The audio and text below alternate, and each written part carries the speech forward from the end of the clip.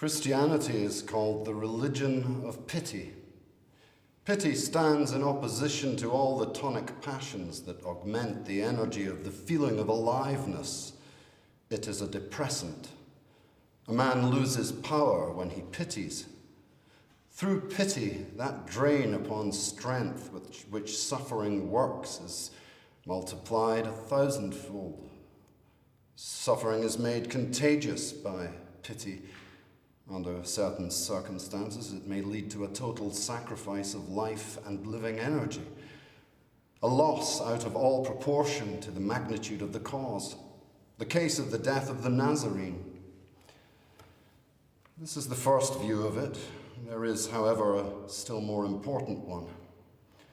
If one measures the effects of pity by the gravity of the reactions it sets up, its character as a menace to life appears in a much clearer light. Pity thwarts the whole law of evolution, which is the law of natural selection. It preserves whatever is ripe for destruction. It fights on the side of those disinherited and condemned by life, by maintaining life in so many of the botched of all kinds. It gives life itself a gloomy and dubious aspect. Mankind has ventured to call pity a virtue. In every superior moral system, it appears as a weakness. Going still further, it has been called the virtue, the source and foundation of all other virtues. But let us always bear in mind that this was from the standpoint of a philosophy that was nihilistic and upon whose shield the denial of life was inscribed. Schopenhauer was right in this, that by means of pity life is denied and made worthy of denial. Pity is the technique of nihilism.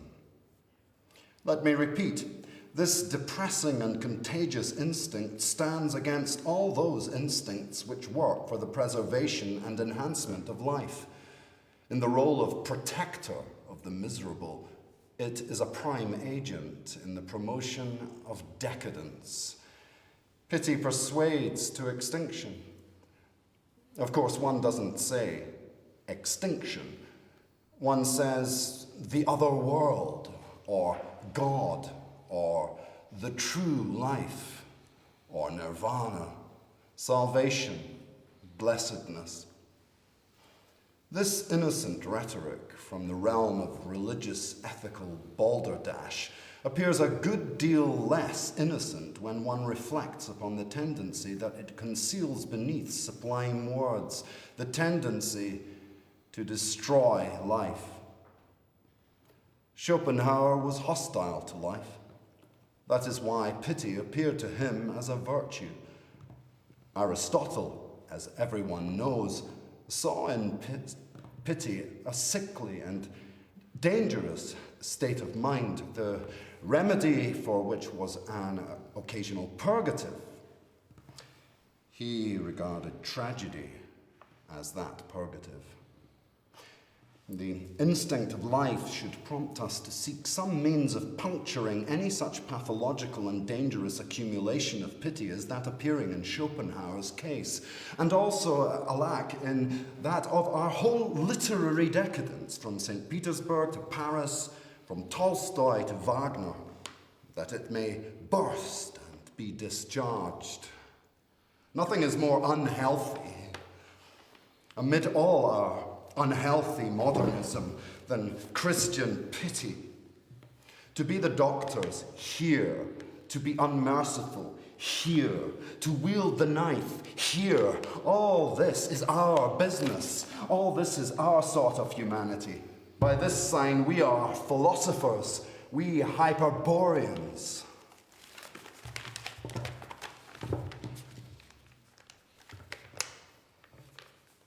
Buddhism, I repeat, is 100 times more austere, more honest, more objective.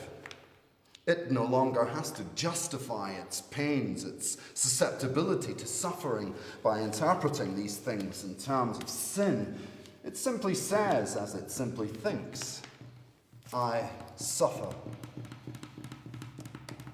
To To the barbarian, however, suffering in itself is scarcely understandable. What he needs, first of all, is an explanation as to why he suffers. His mere instinct prompts him to deny his suffering altogether or to endure it in silence. Here the word devil was a blessing. Man had to have an omnipotent and terrible enemy. There was no need to be ashamed.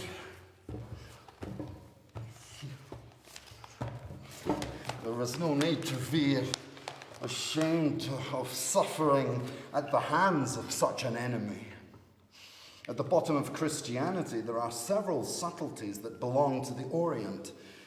In the first place, it knows that it is of very little consequence whether a thing be true or not, so long as it is believed to be true. Truth and faith. Here we have two wholly distinct worlds of ideas, almost two diametrically opposite worlds. The road to the one and the road to the other lies miles apart. To understand that fact thoroughly, this is almost enough in the Orient to make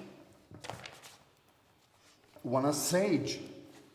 The Brahmins knew it, Plato knew it, every student of the esoteric knows it. When, for example, a man gets any pleasure out of the notion that he has been saved from sin, it is not necessary for him to be actually sinful, but merely to feel sinful. But when faith is thus exalted above everything else, it necessarily follows that reason, knowledge, and patient inquiry have to be discredited. The road to the truth becomes a forbidden road. Hope in its stronger forms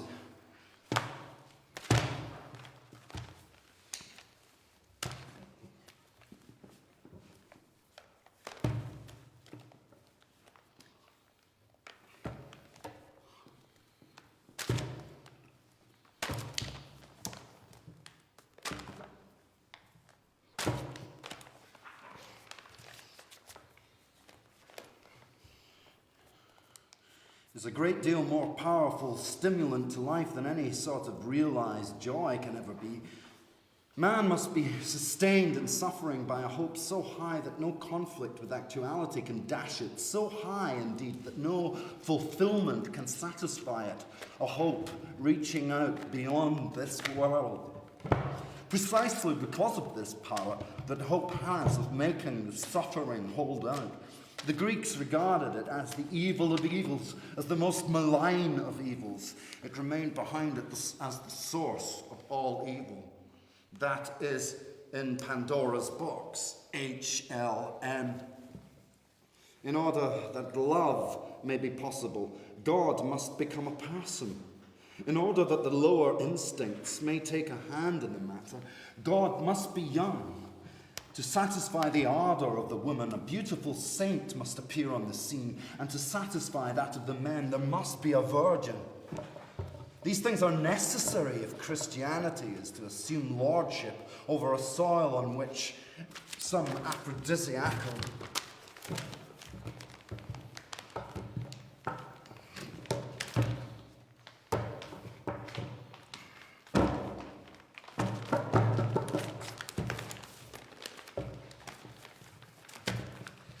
or Adonis cult has already established a notion as to what a cult ought to be.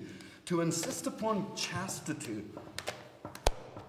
greatly strengthens the vehemence and subjectivity of the religious instinct. It makes the cult warmer, more enthusiastic, more soulful. Love is the state in which man sees things most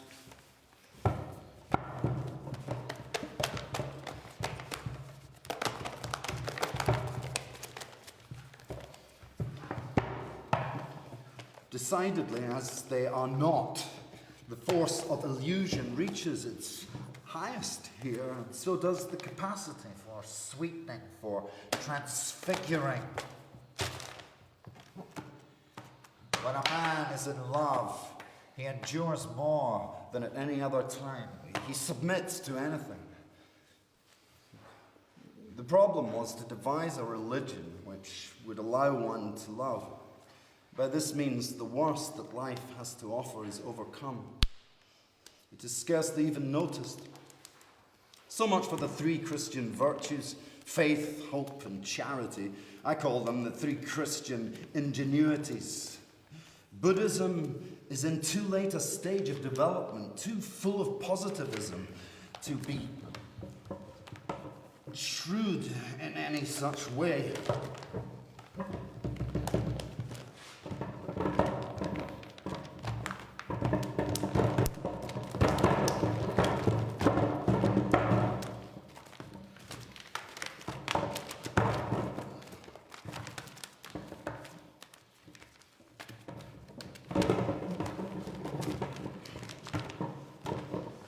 The concept of God falsified, the concept of morality falsified. But even here, Jewish priestcraft did not stop. The whole history of Israel ceased to be of any value. Out with it. These priests accomplished the miracle of falsification, of which a great part of the Bible is the documentary evidence, with a degree of contempt unparalleled. And in the face of all tradition and all historical reality, they translated the past of all of their people into religious terms, which is to say they converted it into an idiotic mechanism of salvation, whereby all offenses against Yahweh were punished and all devotion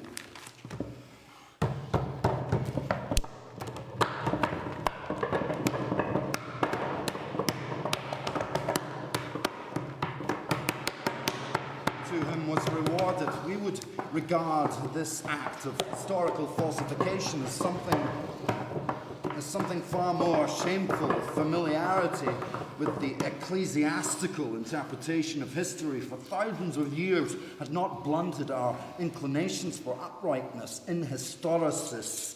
And the philosophers support the church, the lie about a moral order of the world. Runs through the whole of philosophy, even the newest. What is the meaning of a moral world? And that there is a thing called the will of God, which once and for all time determines what man ought to do and what he ought not to do.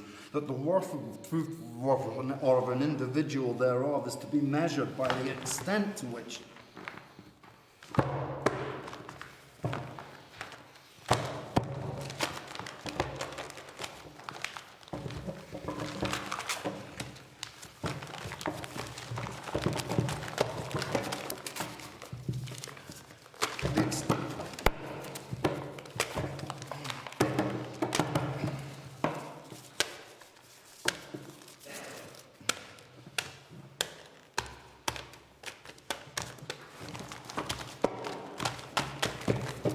the extent to which he obeyed this will of God, that the destinies of a people or of an individual are controlled by this will of God, which rewards or punishes according to the degree of obedience manifest.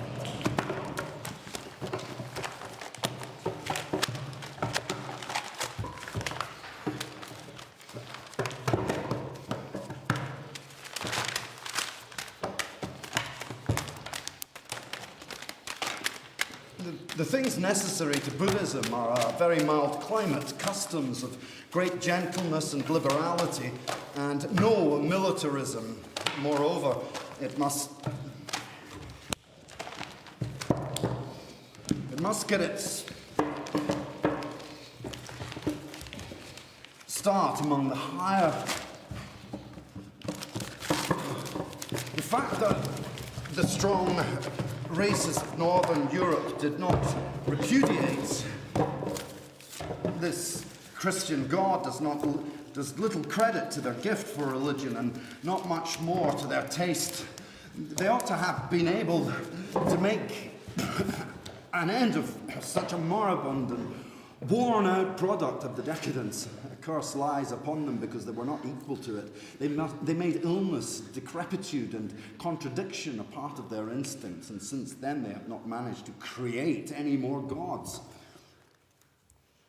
2,000 years have come and gone, not a single new god. Instead, there still exists, and as if by some intrinsic right, as if he were the ultimatum and maximum of the power to create gods, of the creator spirituous in mankind, this pitiful god of Christian monotheism, this hybrid image which dropped out of emptiness, contradiction and vain imagining, in which quite the contrary is demanded by the most profound laws of self-preservation and of growth, to wit, that every man find his own virtue, his own categorical imperative. A nation goes to pieces when it confounds its duty with the general concept of duty. Nothing works a more complete. Nothing works a more complete and penetrating disaster than every impersonal duty.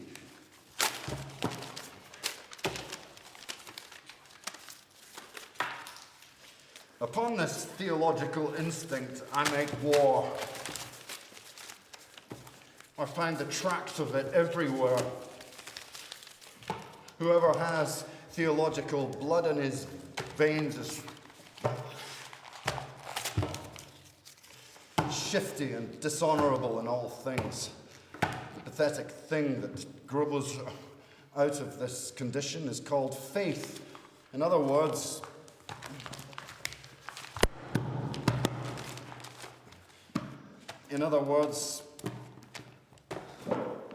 closing one's eyes upon oneself once for all to avoid suffering, the sight of incurable falsehood.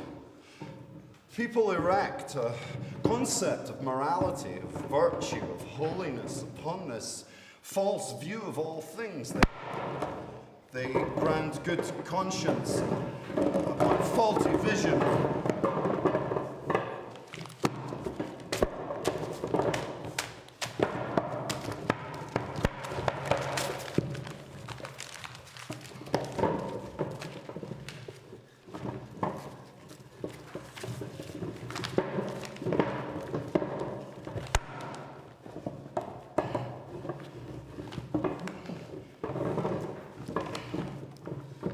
In the present case, my money is laid upon the plutocracy.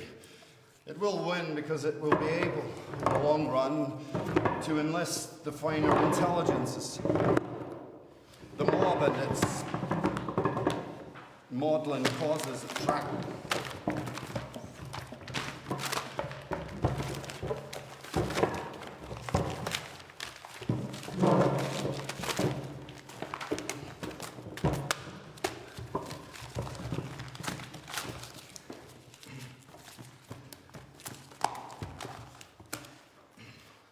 One hears without surprise of a Bismarck philosophizing placidly.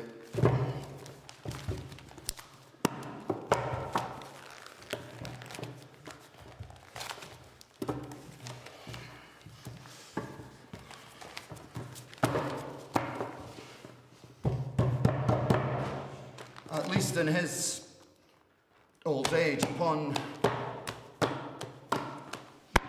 of socialism and of a Frederick the Great playing the hose of his cynicism upon the absolutism that was almost identical with his own person. But men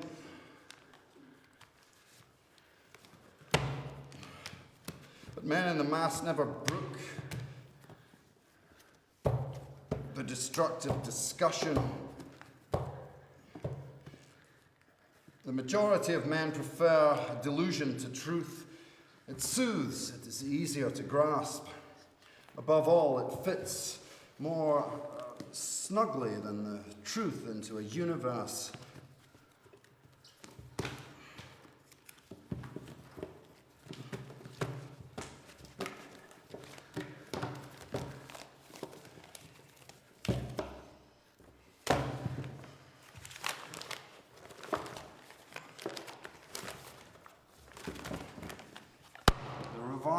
the healthy, lordly innocence that was Greek, if he was anything in a word. Nietzsche was a Greek born 2,000 years too late.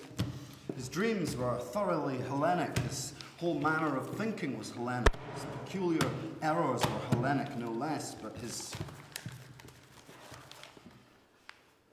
Hellenism, I need not add, was anything but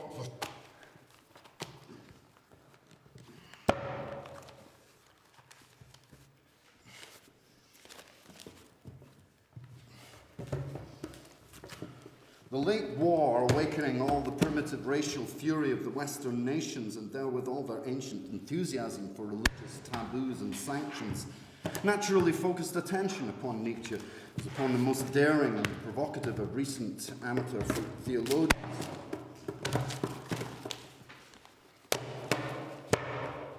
The Germans, with their characteristic tendency to explain their every act in terms as realistic and unpleasant as possible, appear to have mauled him in a belated and unexpected embrace, to the horror, I dare say, of the Kaiser, and perhaps of the even greater horror of Nietzsche's own ghost, folks of Anglo-Saxondom.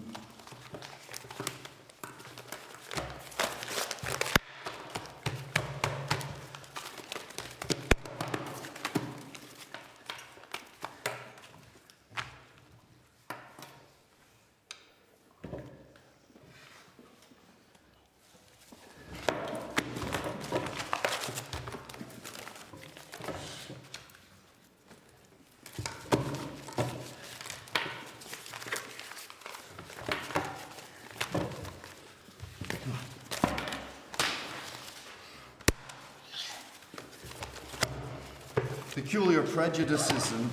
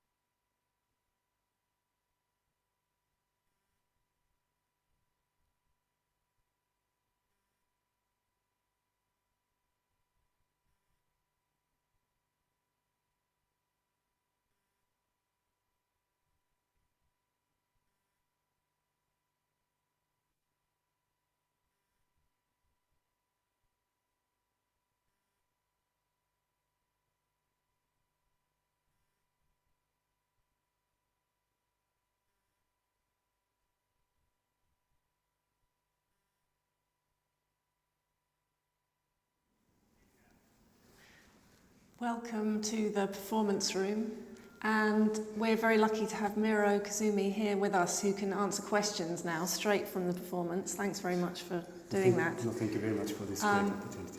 Thank you. It's your chance to put questions live to Meiro. You can use Facebook, Google+, Twitter, all through the YouTube format. But Meiro, I kind of wanted to ask you a bit about the piece first. Sure. On one level, it feels like this incredibly visceral metaphor for a kind of state of distraction that might be a technological state of distraction while trying to follow a train of thought and being pulled in all these directions. And you've used quite, lo-fi means of bodies in a simple theatrical trick. But the piece actually evolved from a video work that you made called It's a Comedy in 2012, I think. Yes. Could you say something about the piece and how you made it as this? Sure. First, I had to make this work. Was like a commission about. I have to make a work about Japan. I had to make something about the relationship between Japan and India, and they sent me to India for a week, and I spent a week there. And then that's this was where a commission. It's commissioned by Japan Foundation, and that's where I conceived. It was just like here. I got some drawings. But it was like this, when I was in India, I saw all this chaotic world, and then this image comes. Yes. And then From your trip to India? Yes. So I got this little image like this in my sketchbook, and that's where it's all started. And with the Indian gods, they have like lots of hands and lots of head, and that's supposed to mean like they're like more like omnipotent, like they can help many people with many hands. But at the same time, if you really apply that to real body, it must be like so hard to do one thing. Eat breakfast with with three of you together. It would be very difficult. So that was when I got the idea. Yeah. And the original piece just had two. Yes, two sets of hands. Yeah. And in this one, you've had 6. Yes. Yeah. I had 6. Yes.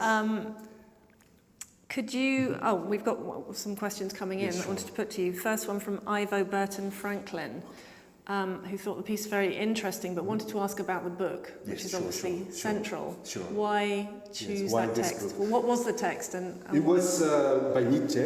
It's Antichrist by Nietzsche. It's all destroyed there.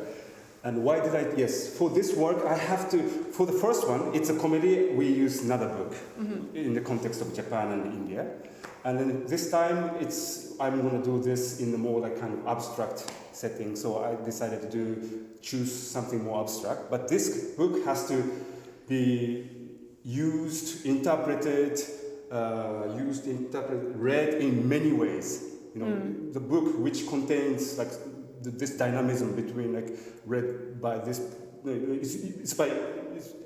text has to be used and read from many different perspectives in history, and that's why I chose Nietzsche. And also, Nietzsche, of course, it's like everybody loves Nietzsche, and whether you're right wing or left wing, or you're maybe not Christian people, but a lot of people love Nietzsche, so I like that. And also now this is a book just published last year, and it's a big sellout, like 1 million copies already sold. It's called Words of Nietzsche. It's in Japanese, and somebody took like very positive words from Nietzsche's book, and then they put it in this book, and now Japanese business people love to read this. Oh my God! It's a self-help book for business people. Yes. Wow. How do you call it? Like self-esteem? How do you call it? Like self-improvement. Yes. Oh my goodness. And people love this book. So Nietzsche is a big thing now in Japan. So you're actually, I know in Nietzsche scholarship that opinions on the morality of it are obviously divided. Yes. So I think the piece did, as you went through, evoke both sides. I mean, it brought up lots of different associations. I think so. As you were going along. Yeah. Okay, there's a question from Eliza Tan. Your work touches on issues which I believe are to an extent still regarded as taboo within Japanese society. Many of your previous works. Sure. Stories of kamikaze, for example. Sure. How have your works been received by audiences in Japan? Especially those that engage with difficult historical memories of war and imperialism. Sure. In Japan, we're not like in Germany. In Germany, I think they've been teaching a lot about history. But in Japan, after the war till like recently, we didn't teach much the history. So we don't know what our history is. So let's say my parents' generation and our generation has different view and different perspective, I think. Our parents' generation, they were born during the war or right after the war, so that people in Japan couldn't teach them because it was too traumatic. The history was too traumatic and they lost the war and they couldn't teach them. Right. So these are our parents' generation who's been building Japan for last, let's say 30 years. So these people don't know much about history. And I asked them, like, okay, so what happened during the World War II? And they cannot answer. They just say, oh, I don't know. And then, so we are brought up by them, so we don't know much about the history. So now I got the chance to go to different places, and now I'm beginning to learn what's really happened. And it was all tabooed, as this person said. It wasn't dealt properly. And so, but our generation, we have some distance towards the history. So that's why I think our parents' generation, they cannot deal with the kamikaze because it was taboo. But for us, we have a distance. So we are the new generation who can really deal with this, I believe. It feels like you've staged it as this repressed memory coming back, actually, as dramatic episodes within social life. Yes. These kind of staged interventions you've made in public. Yes. There's a question from Ernie Novo in Miami. I love that the speaker shows no resistance. I hope his hands, I hope the hands get his glasses. Okay. And one from Thai Court, maybe you. Thai, no. I was wondering how choreographed performances. Yes. Okay, so. Okay. Sorry. Do you want water? She's getting me some. That's very kind. Well, how did I? Thank you. Yes. How much did you improvise and how much? Yes, I cannot choreograph everything, not at all. It's like I got really good 6 performers, and basically they did everything by themselves. But for the last 3 days, we experimented a lot. So we've come up with, like, let's say, 15 different moves that would look interesting. And so we had a bit of choreography, but basically they did what they wanted to do, and we just structured the framework and the stages that we want to go through. But each move they did it. Yes.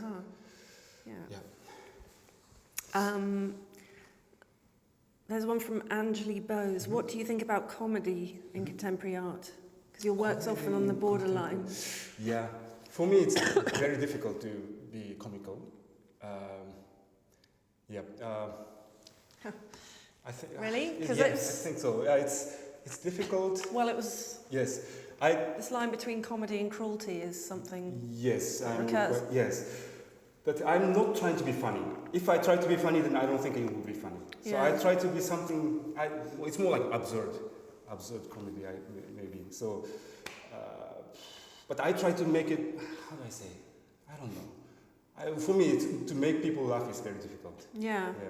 With my art, yes. But if I try to make it look absurd, then sometimes people laugh. So, absurdity and comedy are two different things, I guess. Comedy. Yeah, I mean, this was bordering on the grotesque and the cruel. Sort of mannerist, more than funny. Funny, yes, I think so. Yeah. Uncomfortably. So. And when people are confronted by something that they don't understand. Yes, that's true. Laugh, I think. So there's a slight sense of mistranslation. Yes. Actually, Amin Rahman Esne has also said cruelty can be funny, as many an author knows. Dylan Yamada Rice from Sheffield has asked what are the sketches behind us, which you mentioned at the beginning. These are the sketches that I make during, I've been planning this performance for, let's say, 3 months, and I've been collecting the images in my head and how it's gonna be possible with 6 people this time. So I was planning like how the kind of image that I want.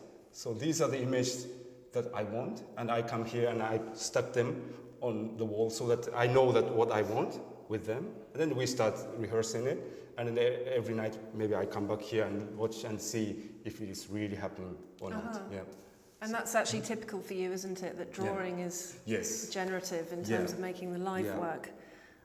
Andrew in London has asked, you studied in London. Yes. How does the contemporary art scene compare with what's happening in Japan? Here, What's it like to be an artist in Yokohama, a contemporary artist? Actually, I didn't have much time this time to see art in London, so I cannot compare it. But in Japan, I think good things happening in Japan now. I don't know. For me, of course, to be a young artist is always difficult, always hard, wherever you are. So, but for me, for now, Japan is a good place because I can make all these works, and there's a community of artists, is there, that you're showing? And yes, I have really good friends who makes really good video works. So yes, they help me a lot to cope with hard reality, I think. Can't cope with being an artist. Yeah. A question from Michael in Rome. You've presented, he's saying you presented this piece as a video before. Does it feel very different doing it live? Yes. I mean, quite different. It's actually a slightly different piece, but yes. What were the differences? I think with the video, now it's digital. Everything is digital. So last time we did 8 hours of performance. Of course, not one straight, but 8 hours. And then, so I took as much as possible. And in the editing, I took all the good bits from 8 hours. But this is more like, I think, filmmaking. You know, you can just do it once. No, so it's in a continuous take. And no cut. Yeah. So it is as if like we got a very expensive film camera and we can just do it like so. Yeah. Like, each second, each moment is more precious, and so that's why I think we get more excitement after the performance. I think. Also, somehow the line of the textual reading makes more sense in a continuous. Yes, I think so. Stream. I agree. Yes. Then the reading bit becomes more will come in the foreground. Yes. For sure. Yeah.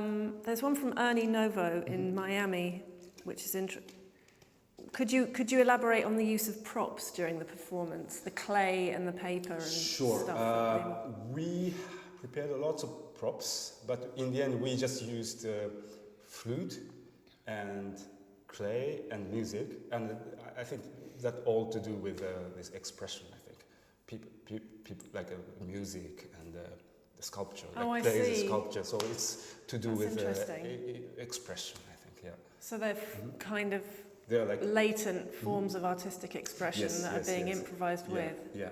And this the clay in the hands was really tactile to watch. Just a couple of comments people saying it's incredible. Hannah Battershall, who thought it was great. Jane Burton in London, do you set any boundaries in terms of what can happen and what are the rules of the game? You've kind of answered that a little bit in terms of the choreography. Yes. But it's not spontaneously improvised. I want them to improvise as much as possible, but at the same time, I needed to control it. Yeah. So it's very difficult, I think. If we can do like 10 more performances, then I can answer this question very well. But still, I'm trying to find out what is the best. Yeah. I think we are coming to the end of the time we've got, actually. Thank you so much. Thank you for doing the conversation straight after. No. Thank you Fantastic very much. Performance. Yeah. And thanks very much to everybody who sent their questions in. The next performance room is going to be in September. So come back then. Thank you. Goodbye.